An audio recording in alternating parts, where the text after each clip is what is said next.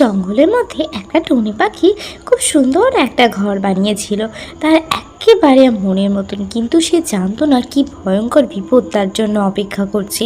হঠাৎই সেই গাছের কাছে চলে এলো এক নাগিন। নাগিন এসে বলল, তুই আমার গাছের মধ্যে তোর নিজের বাসা বানিয়েছিস, আমি এক্ষুনি তোর বাসা ভেঙে দেবো, তোর এত বড় সাহস। টুনি তো নাগিনের কথা শুনে ভীষণ অবাক হয়ে গেল। এটা কি করে তার গাছ হতে পারে, তার বাড়ি বা কী করে হতে পারে? সে তো নতুন একটা বাড়ি বানিয়েছে।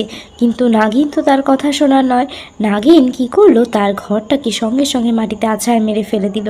টুনি সেটা অবাক হয়ে দেখলো। তারপর নাগিন সেখান থেকে চলে গেল।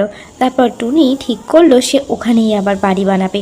সেই কারণে সে আবার একটা নতুন বাড়ি খুব সুন্দর করে বানালো। ভাবলো আর হয়তো নাগিন আসবে না, কিন্তু আবার নাগিন এসে তার বাড়ি সঙ্গে সঙ্গে ভেঙে দিয়ে চলে গেল।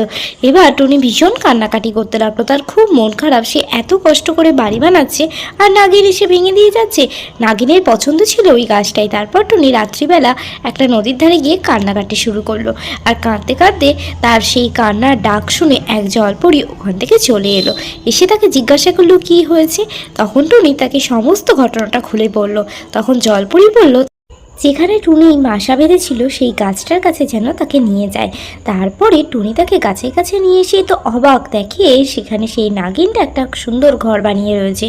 তারপরে নাগিনটা নিচে এসে ভীষণ রেগে গেল, সে কিনা আবার নিজে এসেছে এক জলপরীকে নিয়ে।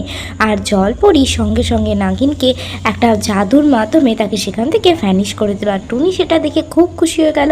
তারপর জলপরী টুনিকে বলল, আমি তোমার এই বাড়িটাতে একটা পাখনা লাগিয়ে দিচ্ছি, আর সেই পাখনাতে তোমার সেই বাড়িটা যখন তখন উড়ে যাবে, কেউ ভাঙতে পারবে না। তবে এই পাখনাওয়ালা বাড়িটা ততদিন পর্যন্তই থাকবে যদি চ্যানেলটা সবাই সাবস্ক্রাইব করে দেয় আর লাইক শেয়ার কমেন্ট করে। তো ছোট্ট বন্ধুরা, আমার এই গল্প তোমাদের কেমন লাগছে তোমরা কিন্তু অবশ্যই জানিও কমেন্ট করে। আর তোমরা কি কি ধরনের কার্টুন দেখতে চাও তোমরা কিন্তু জানিও।